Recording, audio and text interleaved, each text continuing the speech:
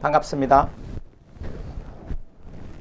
오늘은 자전거 사고 가해자, 피해자 어떻게 피해를 보상받느냐, 어떻게 보험이 적용이 되느냐, 어떤 보험을 사용해서 보상을 해줄 것이냐, 또 보상을 받을 것이냐에 대해서 설명을 드리도록 하겠습니다.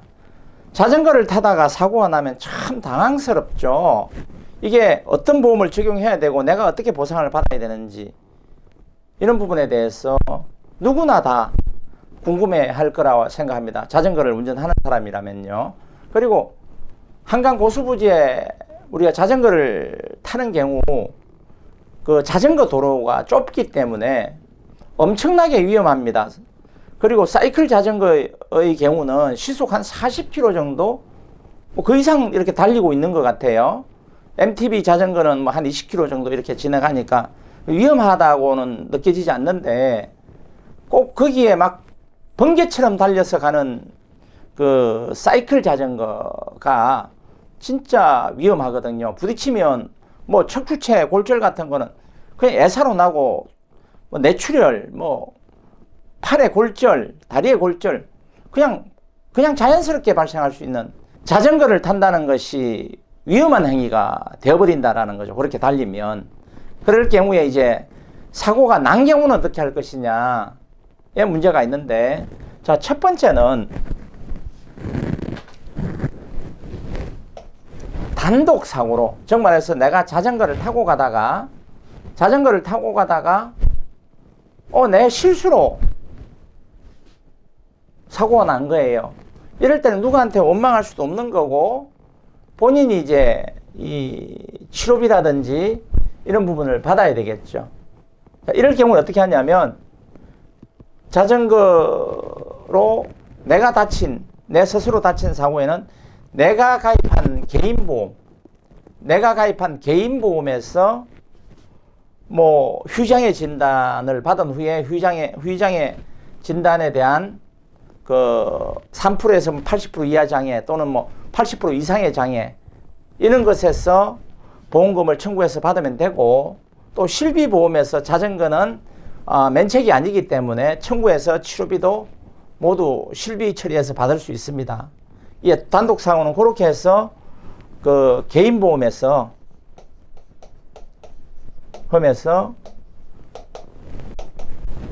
받으면 된다. 그리고 이제 그 지자체에서 자전거 사고에 대해서는 대부분의 지자체에서 주민들을 상대로 해서 보험을 가입시켜 놓은 게 있습니다. 그래서 자전거 사고가 난 경우에는 뭐 구청이나 시청으로 전화를 해서 내가 자전거 사고가 났으니 내가 보험에 가입된 그 보험이 있느냐, 지자체에서 가입해 준 보험이 있느냐, 이렇게 질문하고 확인을 해보면 됩니다. 자, 그렇게 해서 단독 사고는 이렇게 처리하면 되고요. 자전거 대 자전거 사고가 있습니다. 자전거 대 자전거. 정말해서 한강 고수부지에 그 쌍방이 달려오다가 딱 둘이서 부딪힌 경우에 자전거와 자전거 대 사고가 되겠죠. 자, 자전거 대 자전거 사고는 우리가 그 무보험 자동차 상해라는, 자동차 보험에 무보험 자동차 상해라고 있는데,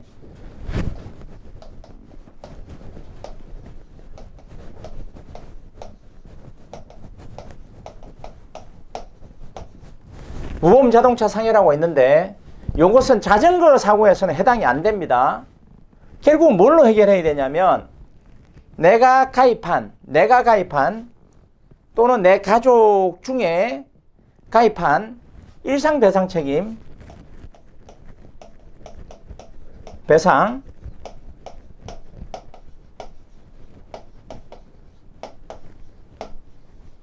일상배상 책임 보험의 한도가 1억에 가입되어 있을 건데, 이것으로 서로가 쌍방이 손해에 대해서 배상을 하면 됩니다. 그럼 일상배상 책임 보험회사에서 쌍방에게 가해자 피해자가 있으면 좀 누가 더 잘못했고 누가 덜 잘못한 이런 구분을 가지고 피해자 가해자를 구분하는데, 쌍방이 일상배상 책임으로 서로 보상을 할 수 있습니다. 그래서 일상배상 책임은 비용이 얼마 안 될, 보험료가 얼마 안 되기 때문에 자전거를 타시는 분이라면 꼭 일상배상 책임은 가입해놓고 자전거를 타라.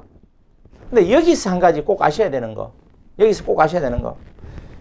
자, 한도가 1억이기 때문에, 한도가 1억이기 때문에 이 이상에 넘는 손해에 대해서는 실질적으로 일상배상 책임 보험에서 더 이상 지급을 하지 않습니다. 그러면 결국은 사고를 내고 누군가를 상해시킨 가해자가 본인 스스로 나머지 금액에 대해서 보험을 가입했다 하더라도 그 나머지 금액에 대해서는 이 가해자가 다 책임을 져야 되는 거죠. 다시 말하자면 피해자가 가해자에게 손해배상 청구 소송이 들어오면 내가 이 사람이 척추체가 압박골절로 장애 32%가 나오고 27%가 경추 같은 경우는 27%, 뭐 요추 같은 경우는 32% 뭐 이렇게 되는데 배유부가 32%겠군요. 척추의 압박골절로 젊은 친구가 한 30, 30대 친구가 압박골절로 32% 영구장애 받으면 금액이 손해배상액이 한 소득까지 한 500 정도 되면 거의 한 3억 정도 나와버려요. 손해배상 금액이 소송에서. 그러면 나머지 2억에 대해서는 가해자가 피해자에게 물어줘야 돼요. 왜? 1억은 일상배상 책임보험에서 책임졌어요. 일상배상 책임에서 1억은 책임졌어요. 나머지 2억의 판결에 대한 부분은 본인이 부담을 해야 된다는 거예요. 그러니까 무조건 일상책임배상 보험을 들었다 할지라도 안심하고 자전거를 막 쌩쌩 달리면 안 된다는 거죠. 다음으로 자전거 대 보행자 사고에 대해서 말씀을 드리도록 하겠습니다. 자전거는 어디로 다녀야 돼요? 자전거 도로를 다녀야 되고 횡단보도에서도 자전거를 끌고 가야 됩니다. 그리고 인도에서도 자전거는 끌고 가야 됩니다.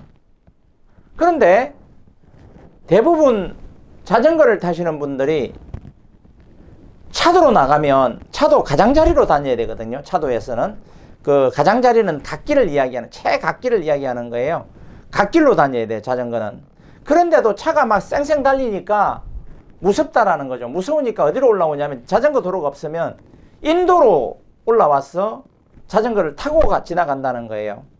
자, 여기서 사고가 나면 어떤 문제가 생기냐면 자전거가 인도를 올라와서 사고를 냈기 때문에 행사적 책임이 발생을 해요. 행사적 책임이. 그럼 행사적 책임 플러스 자전거가 보행자에게 그 보상을 해줘야 되는데 뭘로 해줄 것이냐면 첫 번째가 그 일상배상 책임보험이 적용이 됩니다. 자전거 대 보행자 사고에서 배상 책임보험. 자, 내가 사고가 나면 바로 즉시 대처를 해야 되는데 어떤 보험을 적용할 것인가에 대한 부분도 따져서 알고 있어야 된다는 거예요.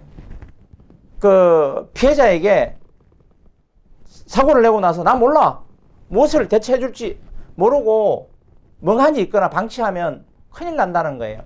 그래서 내가 딱 일단 먼저 사고가 나면 병원으로 딱 가는 것까지 119 불러서 병원까지 가는 것까지를 딱 조치를 한 후에 그 가족에게 자전거 다치게 한 이 보행자에게 우리가 일상배상 책임보험이 있으니 가입한 보험에 바로 접수해서 처리되게끔 해드리겠습니다 라고 말씀을 드려야 되는 거죠. 그런데 일상배상 책임보험은 자동차 보험과 또 다른 면이 있습니다. 한도가 딱 정해져 있다라는 거하고 두 번째는 치료비를 먼저 지급하지 않는다라는 거예요. 이 피해자가 먼저 치료비를 지불하고 그 치료비를 청구해서 일상배상 책임보험에다가 보험회사에다 제출해야 되니까 이런 부분에 대해서 이제 치료비는 어떻게 처리할 거냐에 대한 부분도 한번 따져볼 필요가 있는 거죠. 먼저 그 지불을 한다든지 하는 방법도 있는 거고. 그런데 일상배상책임보험에서는 먼저 치료비를 지급하지 않는다. 자동차 보험처럼 지불보증이라는 개념이 없다라는 거죠.